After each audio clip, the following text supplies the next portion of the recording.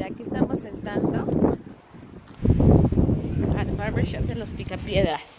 No, voy al baño. ¿Otra vez? Córtale, como que le cortes el pelo al Jason. Ahí están las tijeras. ¿Esos no son tijeras? Ay.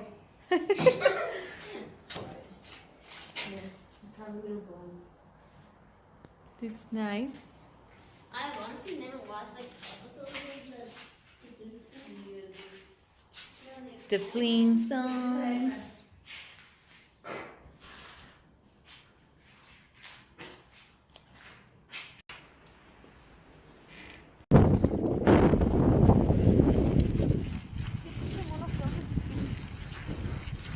Oh.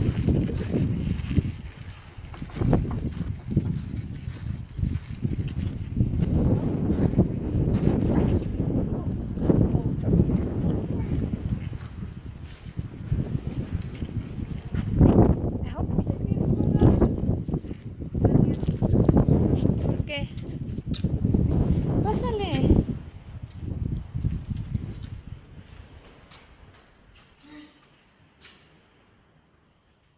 What is it? Peter. ¿Este tire? A ver. Agarra la nena.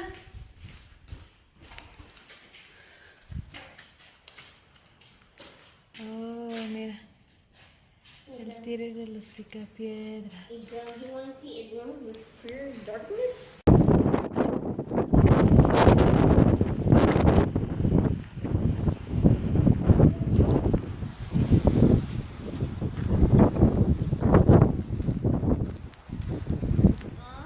Oh, el broncofón. Nice. Oh, this is like the stone. Oh, this is pretty fucked up. Pues eso así era. That's fake. Never mind, it's fake. No puede ser real. I actually want to see it.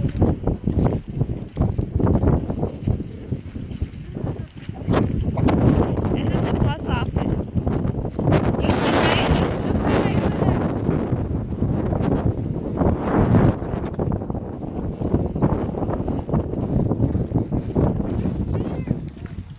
¿ves?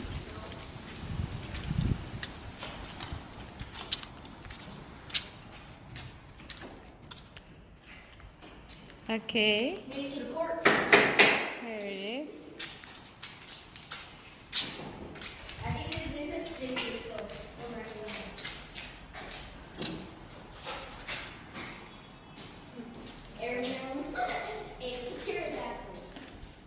Nice.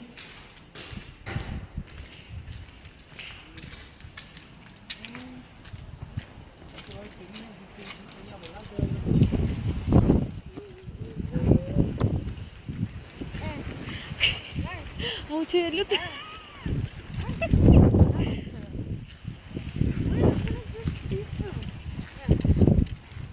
We went to the barbershop already. No, we went to the beauty salon. Oh, yeah.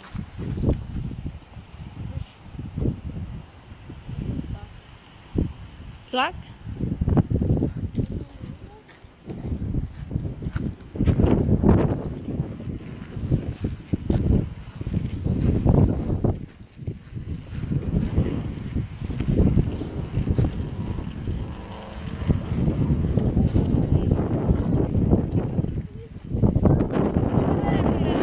De ahí vamos para allá. Mira los bronco things.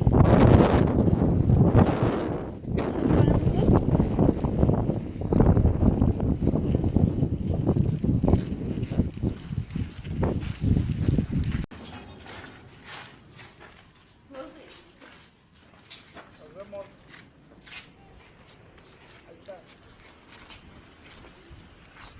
Ayúdame.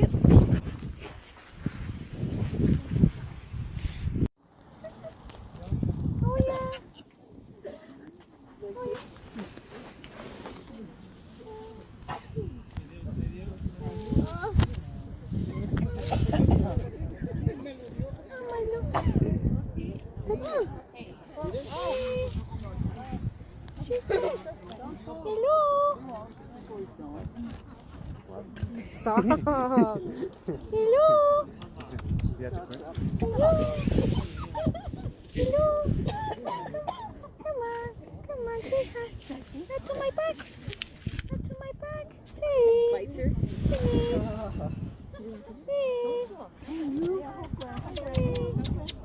Oh, you just moved on me. Oh, yes. Oh, you calling that person for me? Cool. She wants to look for food. Come here. The dogs are coming. Yo, ¿cómo está? ¿Cómo está? ¿Cómo está?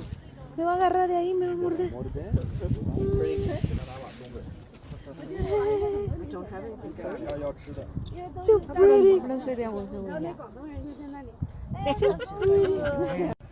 他把牙磕了吧？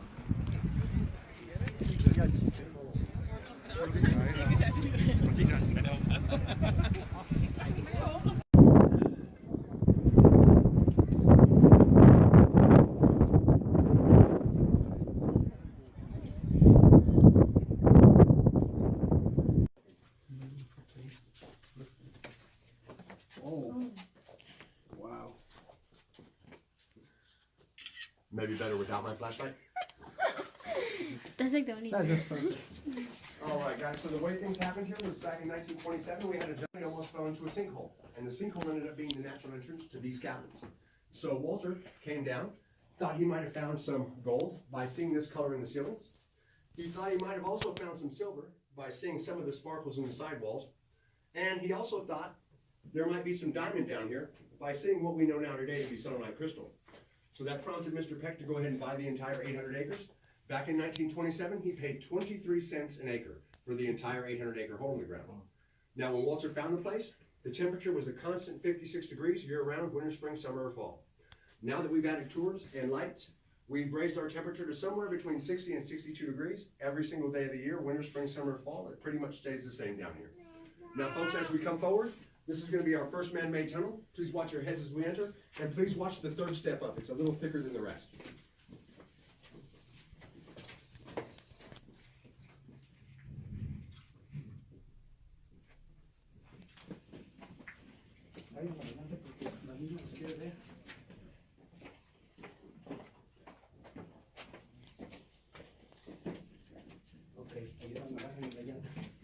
Brian, agarra la llanta.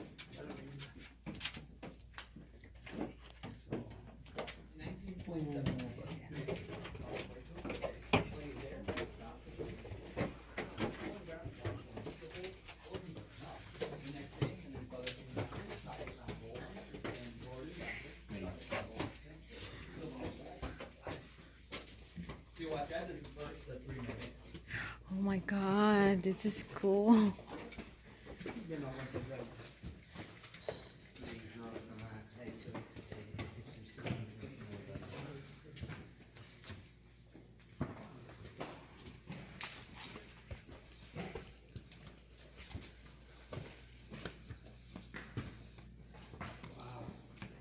Ladies and gentlemen, we're standing in a room that we call Chapel of the Ages. We call it that for two reasons. One, back when we were below the water table, the water that used to flow through these cavern rooms, we're able to carve out these natural arch formations that you see above our heads in the ceiling of this room. And also we've had about a dozen weddings held in this room of the caverns alone. So it's very aptly named. Now that same water that carved out these caverns would always do what water tries to do anytime it's contained, and that's find a way out. As you folks come forward, you're going to go ahead and take a peek in the ceiling here, and you're going to see a formation that we call Cathedral Dome. Now what happened here, folks, is really simply that the water found weak spots and basically took the path of least resistance, trying to work its way out of the cavern system. Again, keep in mind, we were 5,600 feet lower in elevation.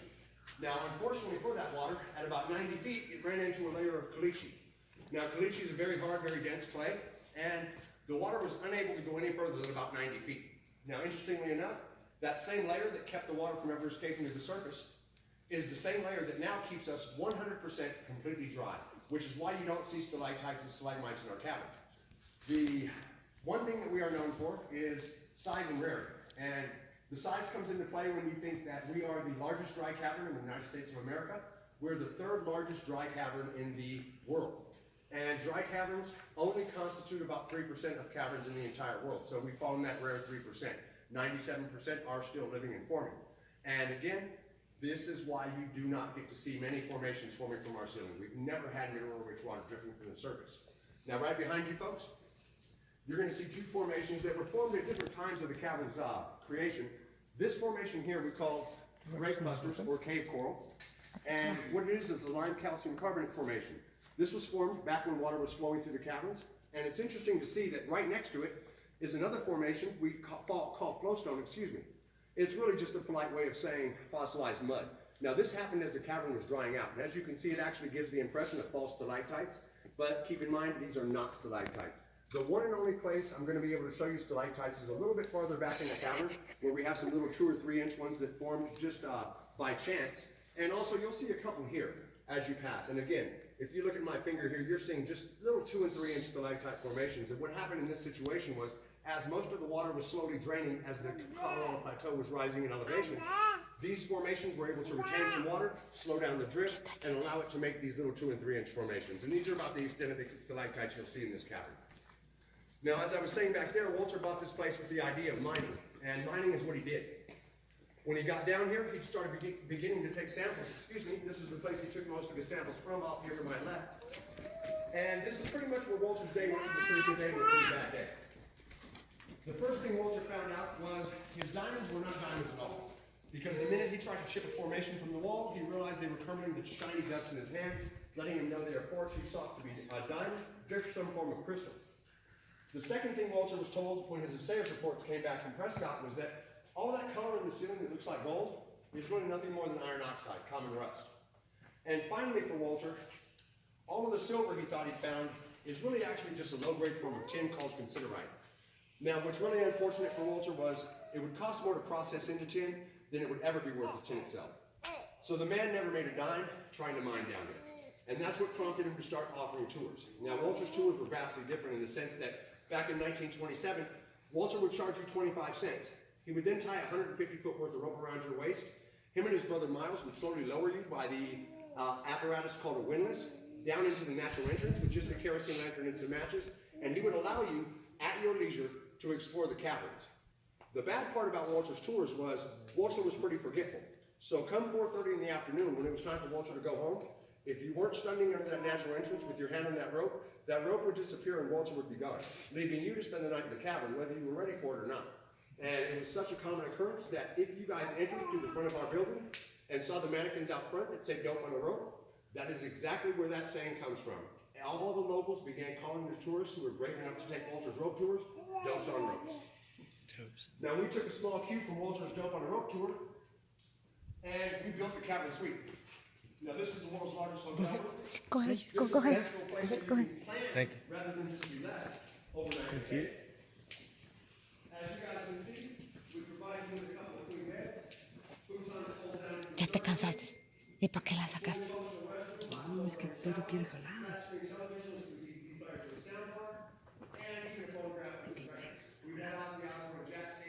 Todo quieres jalar, ya quería chupar el tubo.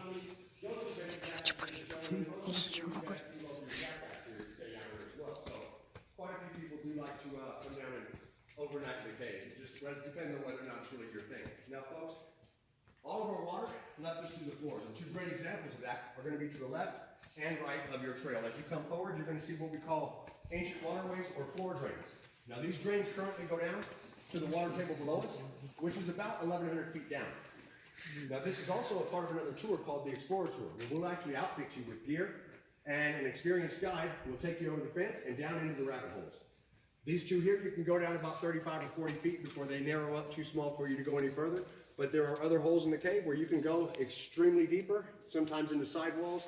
And we even have one that goes about 80 feet straight up into the ceiling that we call Disappointment Dome, because at about 80 feet, you're going to spin around and come right back where you started.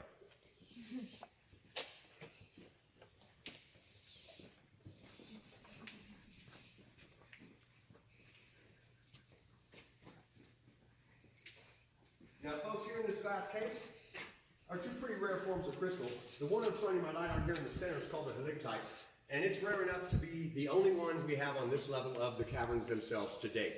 There are more in the lower portions that we're working with the National Speleological Society to have brought up. They tend to grow out of the red wall limestone, and they were formed underwater. If you Google helictite, it will tell you that it is a distorted, stalactite. And helictite loosely translated from Latin to mean wood or hollow. We're talking about the arch-shaped formation being hollow like a drinking straw. This one took about 3 hours to come up from about 30 feet down the water we just passed. We almost cringed to think how many might have been destroyed during the mining years. The other crystal that you're seeing here in the top of the case, that's called winter crystal. One of the rarer forms of selenite crystal. We also refer to this sometimes as Walter's diamonds because unfortunately, we're pretty sure this is what Walter was looking at, which made him buy the property, thinking he'd fallen into a diamond mine. Now, unfortunately for Walter, other than about $6.99 in the gift shop, it has no monetary value whatsoever. There's no monetary gain for Walter during the mining years of these caverns. Now, folks, everybody here has taken the standard 45-minute tour, correct? Yeah. Good deal. We're going to head right on up this trail. Ladies and gentlemen, please watch the right side. Don't want to have anyone scratch an elbow or a shoulder.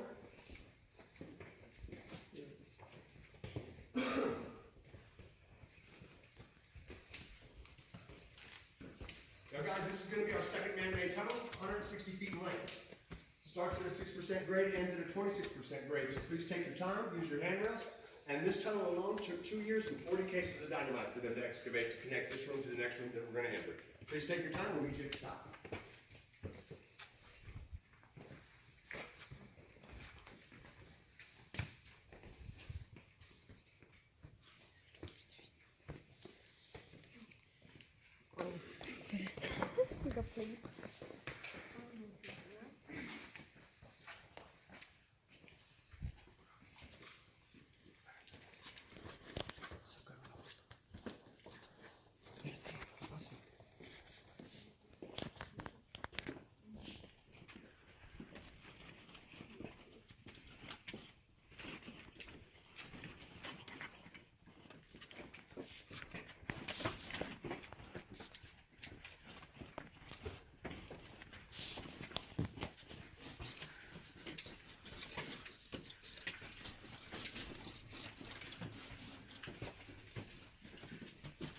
Brian, ponte esta bolsa. Ponte esta bolsa.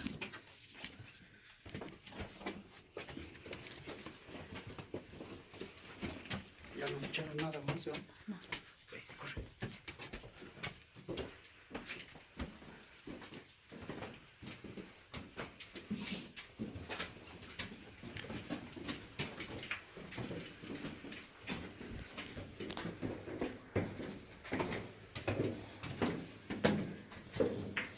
La chinita está tomando su teta. Ay. ¿Se puede?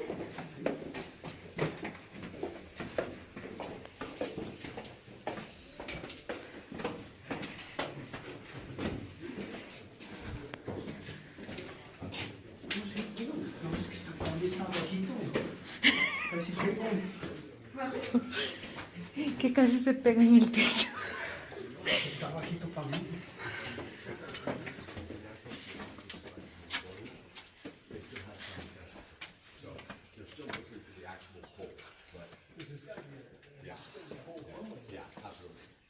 Because we pump no air. So it's all natural. Exactly. No air. So ladies and gentlemen, this room we call Halls of Gold. This was named by Walter Peck himself, and the reason he named it Halls of Gold is if you look at the ceiling, this is actually where he thought a lot of his gold ore would come from. Now, we know how that worked out for the guy. Now, we're going to jump forward to 1962, during the Cuban Missile Crisis. President Kennedy declared most caves and caverns in the United States as designated fallout shelters for a certain number of people from a certain number, a certain number of people from a certain radius. Our number of people maxes out at 2,000, and the radius for our selection is the surrounding 65 miles. Now in 1962, the Civil Defense Department brought down food in the form of unleavened crackers and a hard candy carbohydrate supplement in the flavors of lemon and cherry. Several hundred barrels of water, each containing 17.5 gallons. Then they brought down medical and sanitation kits. Now initially, they were thinking about keeping 2,000 people down here for only about 2 to 3 weeks, which is no length of time at all during this crisis. In 2011, we were again reminded, we are still to this day a fallout shelter, and this was happening during the Afghanistan and Iraq conflict. This time the Civil Defense Department opted to bring down food, so it did stain, did discolor the wall, and it did degrade the formation just a little bit, but as you can see here on the top portion of the wall, the snowballs are still really beautifully formed, and you can still see how beautiful the gypsum formation truly is. You can also see how absorbent gypsum is, folks, by looking right here in this wall and seeing the gypsum starting to turn pink. Now this happens because of two different things. The only way to tell the difference between what's causing it is actually to get it under a microscope. But sometimes what the gypsum will do is it will leach the red color out of the red wall limestone and start to turn itself pink. Another way that the gypsum can go pink is by a certain algae that tends to grow in drier caves with lower humidity. And again, the only way to tell the difference is to get it under a microscope, but what's really interesting is because whatever happened here is a natural mineral interaction, what you're noticing is a beautiful formation, no degradation, we're not losing any of the snowballs, and we're actually going to gain a beautiful discolored, pinkish to red gypsum formation to show you guys later on in the future. The other thing that happened in this portion of the cavern is if you look on this wall here, you'll see that because of all the gypsum, when Walter was working down here, it was 1927, they didn't have LED flashlights, he had to use kerosene lanterns, and the kerosene lantern smoke was absorbed into the wall. Now because it was just smoke, not human contact, it's just simply discolored. The formation is not degrading at all. And this is a formation that we tend to refer to as cave popcorn, cave coral, and like I said, it's really just a discoloration. Nothing's been done to break down the formations themselves, so we're really lucky that that was the case. That cave you guys were looking at back there, just sheer curiosity, that's called our warm-up cave. That is, if you decide to take one of our off-trail tours and you're not quite sure how claustrophobic you might or might not be, yeah, we'll take you back to that white light. If you can handle that, you're probably okay. If you can't handle that, that starts to give you a little anxiety, it starts to cause you a little problem, it's probably best to stay on the trails.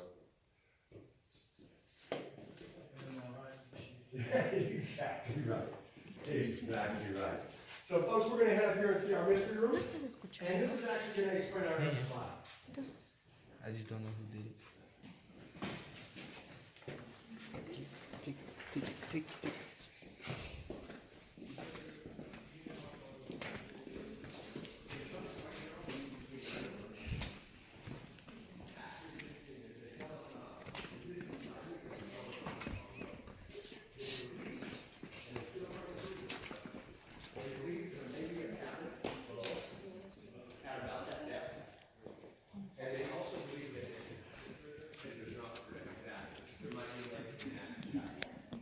But our air works based on barometric pressure. So for example, on a high pressure day, the air will follow us down the elevator shaft. It'll build up pressure in these rooms, and then it will force itself out this cave. On a low pressure day, you just simply reverse it. You'll have a breeze coming in this cave. It'll fill the rooms to capacity and build pressure, and then follow us up the elevator shaft, which I believe is what we're going to experience today. So by the time we get back upstairs, as we exit the elevator, you may actually feel a slight breeze coming up the elevator shaft with us. Now this is also part of another tour called the Explorer Tour. This is about 3 hours of severe spelunking. A lot of it is army crawling, or hands and knees at least. And what's really interesting about this portion of the cave is it remained untouched by Walter during the mining years. So there's lots of beautiful formations down here, 118 feet.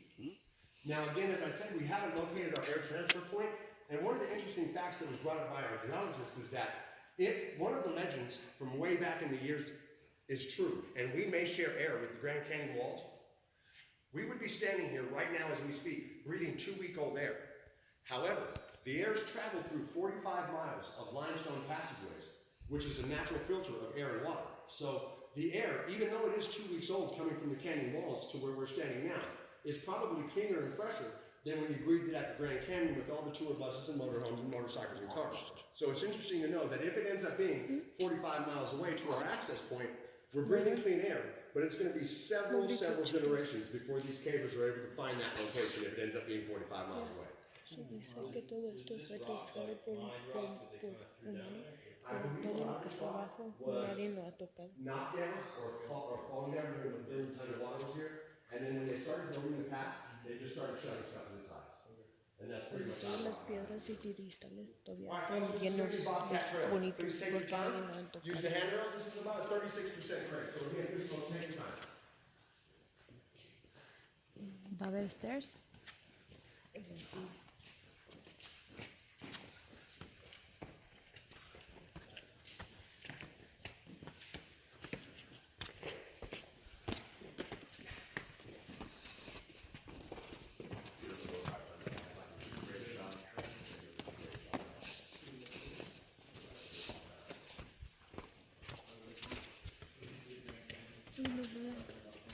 ¿Mi novela?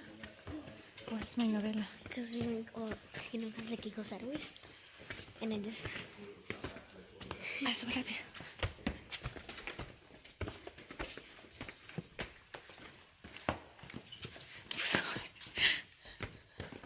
Ay, ya me cansé.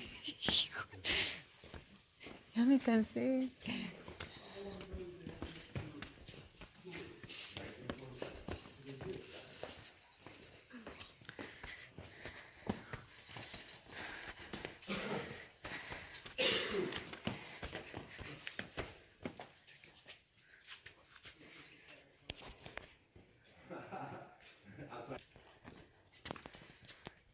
And you say they come in here every 90 days. I guess they look for loose rocks and stuff too. That's the trade-off. We allow them access to do what they like to do in the cave, and in return, they do a process. I believe he referred to it as barring, where they come in, poke around, anything that looks loose, they'll knock down. If it looks stable, it's fine. And one of the guys, their head guy, his name's Paul. He's been in here so long, for so many years, that he can actually walk the tour and tell you, new crack, new crack, new crack. He's just that good. Yeah, he's really good. Ladies and gentlemen, this is Bob. Bob is a 169-year-old mummified bobcat. Now, we found Bob in 1950, and when we found him, he was right here in this area, and unfortunately, as you can see from his back legs, not only were they broken, but they were detached. Now, in 1950, they had the presence of mind to leave Bob where he is, but they did bag up and freeze those rear legs. Now, in 1991, we went ahead and had those carbon dated. That came up with the year of 1850. So he was here 100 years before we found him. He's been here 69 years since, excuse me. And the theory behind Bob is this. They believe what happened was he fell through the natural opening 150 feet, which is ahead of us. He broke his legs. Now he's trapped, injured, dehydrated. But they think what made him crawl this direction was smelling fresh air coming from that mystery room, thinking it was going to be a way out. Unfortunately, he succumbed to his injuries here. So he never really made it. And it's just really interesting to know that because of the general low humidity, low temperature changes, and the fact that limestone is not conducive to moisture, he's very well preserved. And as you can see, even from his teeth, they're almost perfect. So it's definitely interesting to know. Now, if you're not sure what Bob should look like, this is Robert. Robert comes from mysterious lands of eBay. And yes, I get a lot of school tours through here, so we had to make sure the little girls stopped thinking that was Fluffy the house cat. Had many, many upset kids.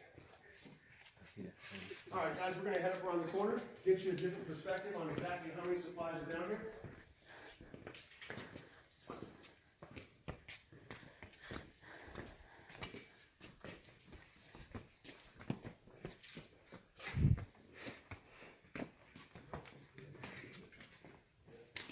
El gato es el gato con botas.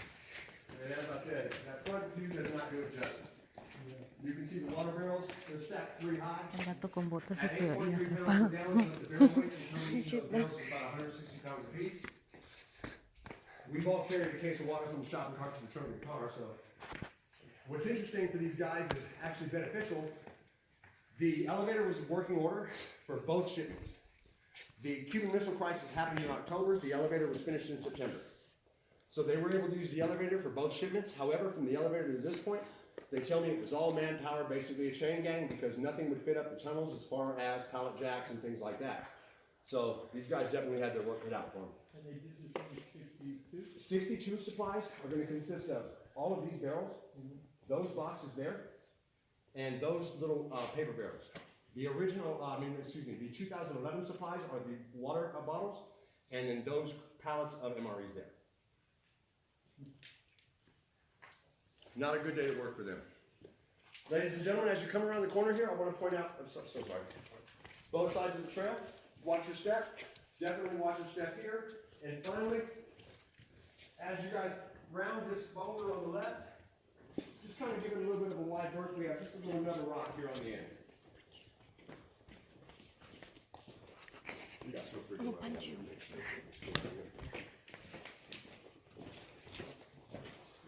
Se cabe. Se cabe. Se cabe. Cuidado acá. Cuidado acá.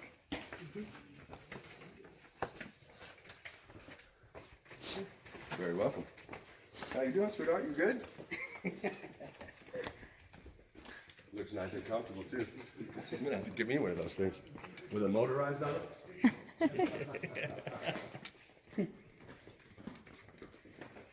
Ladies and gentlemen, there's going to be a little bit of a low overhead here, so please, for you fellow folks, watch your heads.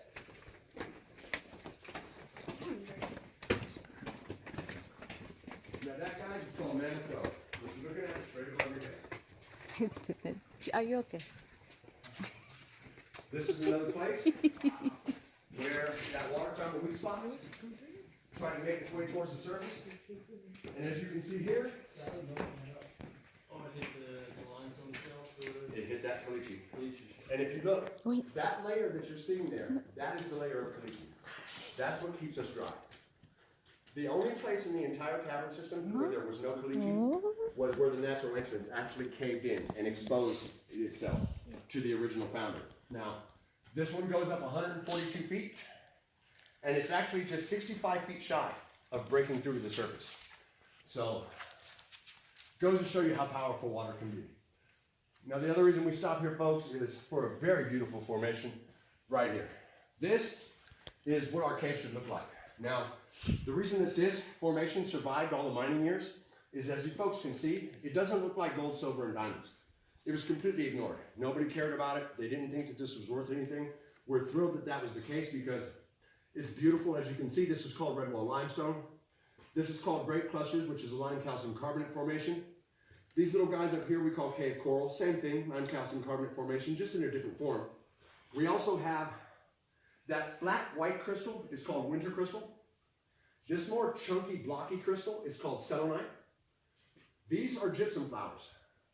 Now, what's interesting about the gypsum flowers is they are the one and only thing in our cavern that is still growing today because they require so little moisture that just the act of our tours coming through here and breathing allows them to still expand and grow. The other thing I can show you here, which is again really rare, are very tiny stalactites. Right here underneath this ledge, right here in this little row, and just right through here a little bit, here as well.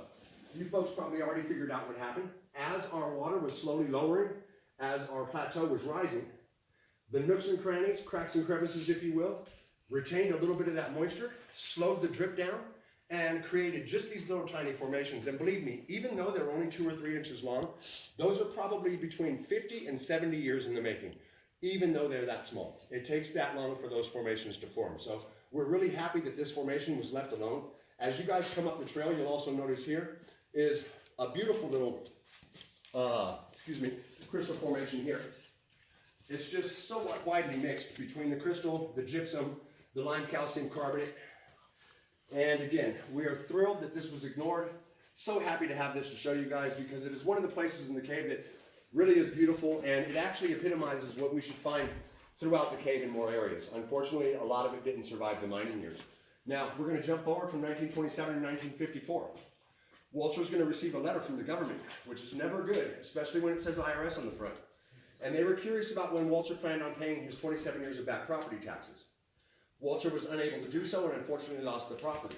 The second owners were known as the Ringsby brothers. They're more commonly known today as the Yellow Freight Trucking Company. So all those trucks on the highway that you see that say yellow on them, they are responsible for this entire place being what it is today. They, as soon as they got done, and they keep stealing anything that we always was. Wow. Yes, sir. Now, folks, as you come right back down the trail here, you're going to want to look up and see. It would stop Walter from getting people in the cave, which would, again, pick up tourism, have them get more visitors down here. Now, unfortunately, in 1936, we just finished coming out of the recession, and there just wasn't the money to be able to spend for people to come down here and walk around the cave back then. So Walter was never really able to get his tourism going. And unfortunately, we did use this bridge to go ahead and seal the natural entrance from the surface down for about 100 feet. Aquí van a empezar las Was the escaleras. bridge that you're seeing here. Aquí van a empezar las And on escaleras. our Explorer tour, we actually allow you to walk up the bridge and go up 3 of Walter's original switchback wooden staircases that are still very well preserved. That's crazy. The bear is real? No, that bear is a replica, but she was found down here. Yes, it's actually a sloth. Oh. Oh. And she is the star of the show. That is Gertrude.